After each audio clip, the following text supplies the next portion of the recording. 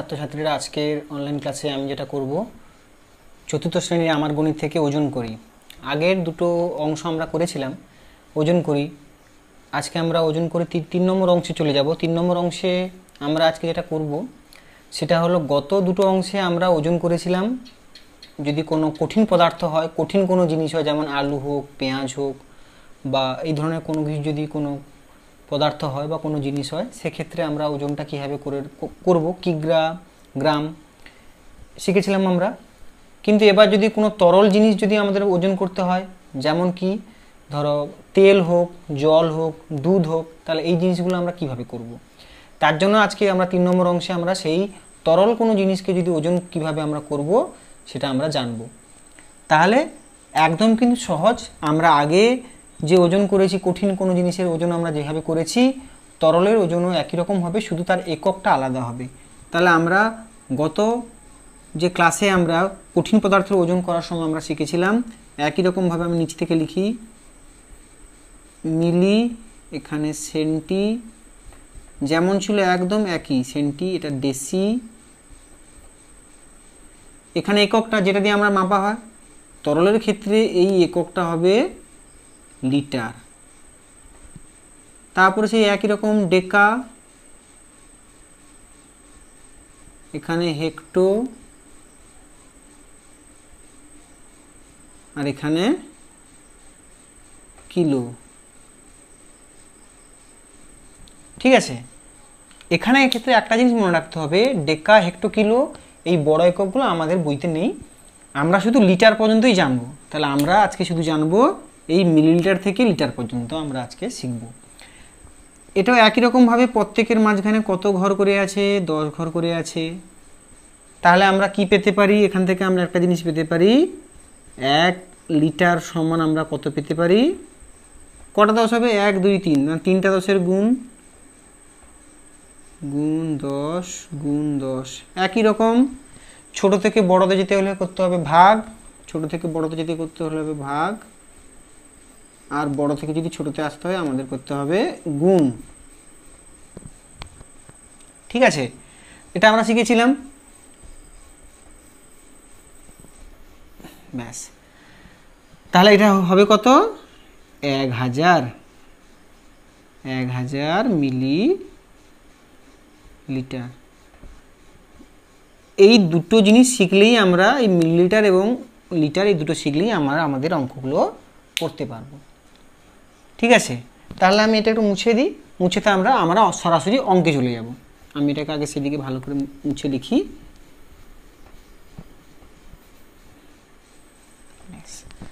তাহলে আমরা কি জানলাম, 1 লিটারকে সংক্ষেপে লিও লিখতে পারো, লিটার সমান 1000 মিলি লিটার, এইটা। ঠিক আছে, বা তোমরা মিলিলি সংখ্যা বা মিলিলিটার পুরো লিখতে পারো। তাহলে এটা আমরা শিখলাম, এটা থেকেই কিন্তু আমাদের আজকে অঙ্ক হবে। তোমরা বইটা খুললে বুঝতে পারবে, তোমরা খোলো বইয়ের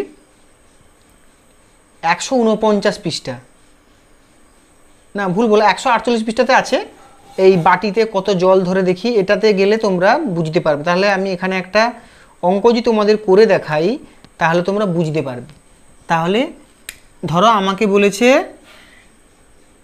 1200, একটা বাটিতে 1200 মিলিলিটার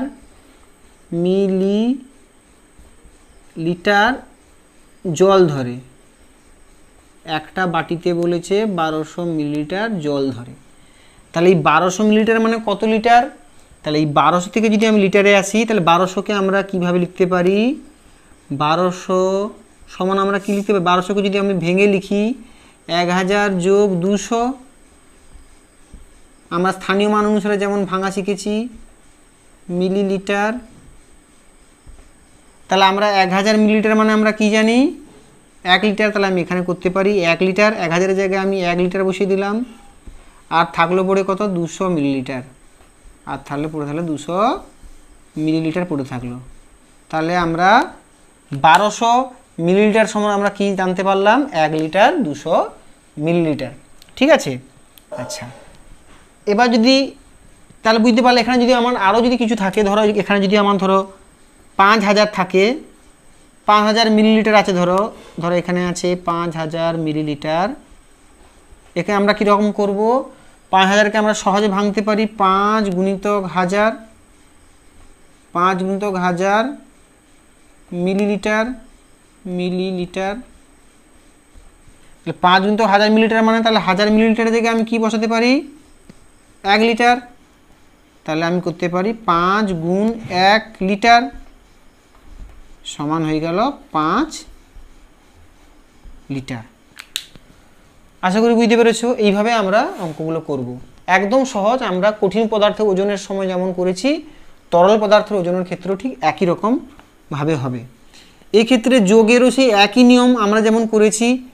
যোগের ক্ষেত্রে যদি আমি একটা জিনিস এখানে করে দেখাচ্ছি তোমাদের, যোগের ক্ষেত্রে ধরো এখানে আছে 3 লিটার আর দেখা যাবে আছে 800 মিলিলিটার। 3 লিটার 800 মিলিলিটার আছে, ঠিক আছে।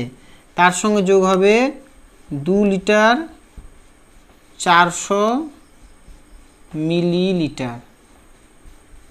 এটা আমি যোগ করব, ঠিক আছে। একই নিয়ম আমরা সরাসরি যেমন যোগের নিয়মে করতে পারি, 8 4 12 2 করলাম, এখানে 1 চলে এলো, 3 2 5 1 6, এটা করতে পারি। অথবা কি করতে পারি, এখানে হয়ে গেল 3 2 5, এখানে হয়ে গেল 8 4 12, 1200 মিলিলিটার। 1200 মিলিলিটার, তাহলে 1200কে আমরা এখানে কীভাবে লিখতে পারি, সমান দিয়ে 5 লিটার যোগ 1200কে আমরা কি লিখতে পারি, 1000 যোগ 200, এ পাশে লিখলাম মিলিলিটার। 1000 মিলিলিটার মানে আমরা কি জানি, 1 লিটার। তাহলে এখান থেকে একটা 1 লিটার বেরোবে এবং লিটারটা কার ঘরে চলে আসবে, লিটারের ঘরে। তাহলে 5-এর সঙ্গে এখান তাহলে 1 যোগ হয়ে যাবে লিটার, আর পড়ে থাকলো কত, 200 মিলিলিটার। তাহলে আমার কত হলো, 6 লিটার 200 মিলিলিটার।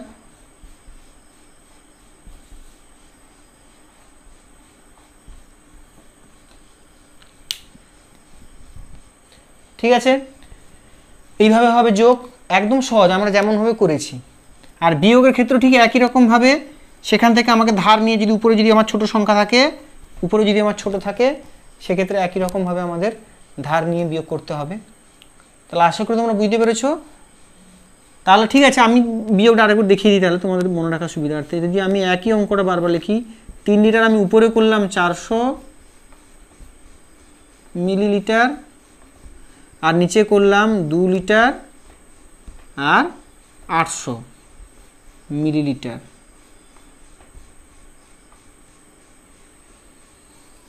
এটা লিটারের ঘর, এটা মিলিলিটারের ঘর, বিয়োগ করব। একই রকমভাবে 400 থেকে 800 বাদ যাবে না, তাহলে এখান থেকে আমি কত নেব, 1 লিটার। 1 লিটার আসা মানে লিটার থেকে মিলিলিটার হয়ে আসবে, মানে 1000 মিলিলিটার হয়ে আসবে। 1000 মিলিলিটার হয়ে এই ঘরে আসবে। 1000 মিলিলিটার হয়ে এই ঘরে এলে, 1000 ছিল 400, তাহলে হয়ে গেল 1400। এবার তুমি বিয়োগ করো, 0 থেকে 0, এখানে তাহলে কি হবে, 1000 আর 4 এখানে যোগ হয়ে যাবে, তাহলে এখানে হলে 14 আছে, 14 থেকে 8 গেলে হবে 6, 692 মিলিলিটার। আর এখানে 3 ছিল, 1 লিটার নিয়ে নেওয়া হয়েছে, এখানে পড়ে থাকলো 2, 2 থেকে 2 গেলে 0, তাহলে আমার হয়ে গেল 600 মিলিলিটার। এটা আমরা এভাবেও করতে পারি। আর কিভাবে করতে পারি, একই রকমভাবে যেমন আমরা বিয়োগ করি, অন্যভাবে যেমন আমরা সহজভাবে যেমন বিয়োগ করি, যেটা দেখিয়েছি আমি আগের অঙ্কগুলোও দেখিয়েছি। 4 থেকে 8 বিয়োগ যাবে না, এখান থেকে 1 ধার নেব, হয়ে গেলে 1 10 4 14, 14 থেকে 8 গেলে হলো 6, এখানে পড়ে থাকলো 2। একদম সহজ, এইভাবে আমরা করতে পারি। তাহলে আশা করি তোমরা বুঝতে পেরেছো। এর পরের ক্লাসে আমরা আরও যে তোমাদের নতুন এর পরবর্তী যে অংশটা আছে সেটা আমরা করব।